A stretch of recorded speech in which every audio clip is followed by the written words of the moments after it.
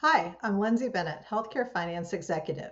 In today's video, I'm going to cover the 3 length of stay metrics. If you've worked in healthcare for any length of time, whether for hospitals or hospices, you've probably heard of average length of stay. But in fact, there are actually 3 length of stay metrics, and they can be very different numbers, and they're used for different purposes. And in today's brief video, I'm going to tell you more about that.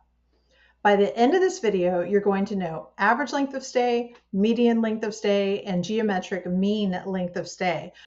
We're going to look at an example of the same 8 patients, and we're going to calculate the average length of stay, the median length of stay, and the geometric mean length of stay for the same 8 patients, so you can see how different these numbers are.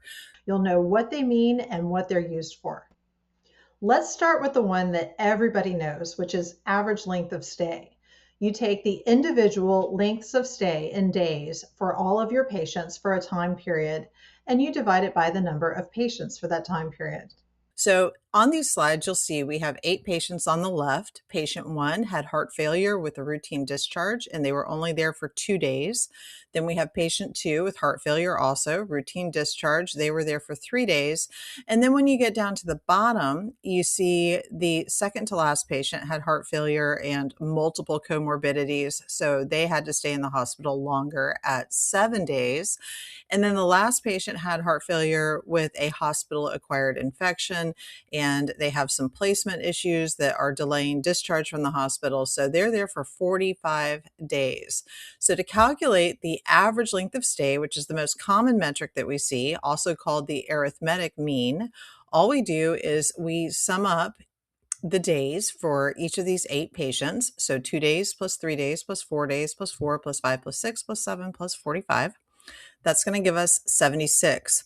So then we divide that 76 total patient days divided by the discharges, which is just another way of saying the number of patients. So that's going to give us a 9.5 average length of stay. Now, this number is kind of high when you think about it because most of your patients were here for less than 7 days. In fact, all of them except for one patient were there for less than or 7 days or less. But your average is 9.5. And that's because this 45-day patient here is an outlier that is pulling up that average. Average length of stay is the metric that most hospitals publish internally and externally, and it's used for high-level planning.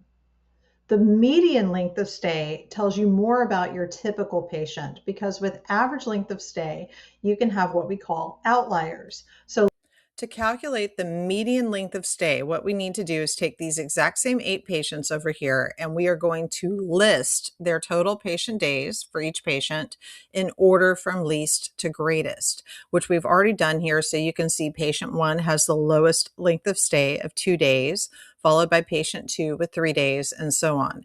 And then what we're going to do is eliminate the lowest and highest values until we get to the middle, and the middle value is the median. Now, in this case, we have 8 patients, so we don't have one middle number. We have 2 numbers in the middle there, which are 4 and 5, and so we would just take those and average the 2 together, and that gives us a median length of stay of 4.5 days. the geometric mean length of stay is the one that makes people a little nervous because it sounds like it might be mathematically complex. To get the geometric mean length of stay, you take all of your length of stay values and you multiply them all together. Then you take the nth root, where the n is the number of patients in that population you're calculating it for. Now, a fun little math fact is that your geometric mean is always going to be less than your arithmetic mean. Your geometric mean length of stay is always going to be a tighter benchmark than your arithmetic mean or your typical ALOS. And for that reason, hospitals, when they are looking at cost savings opportunities, will benchmark their length of stay against the geometric mean length of stay that CMS publishes. And that's because the geometric length of stay suppresses some of those outliers and it gives you a better picture of what an efficiently managed length of stay would look like. And the place that you're typically going to see this is on the DRG file for hospital inpatient reimbursement, because CMS will publish this. So to get the geometric mean length of stay, what you need to do is take all of those patient day totals for each patient, and you're going to multiply each of them together. So in our example here, we're going to take 2 times 3 times 4 times 4 times 5 times 6 times 7 times 45.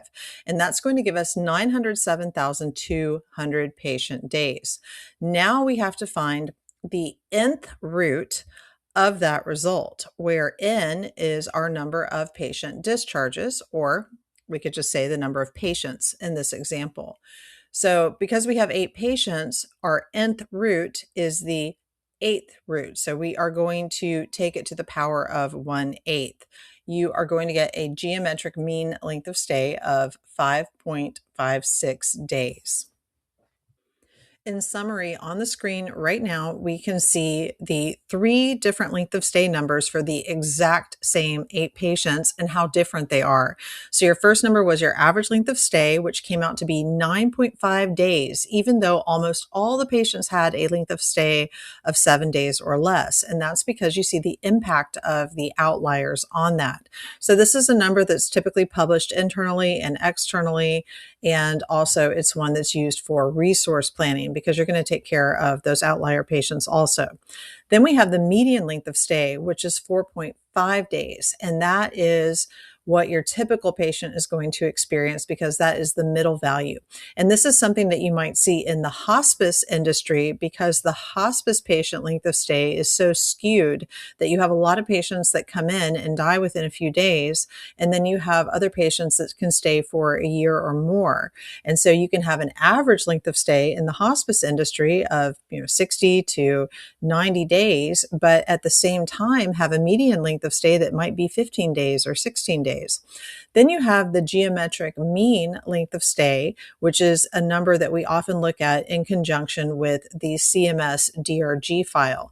And it's used frequently when you want to compare the hospital's average length of stay to the geometric mean as a benchmark for improvement.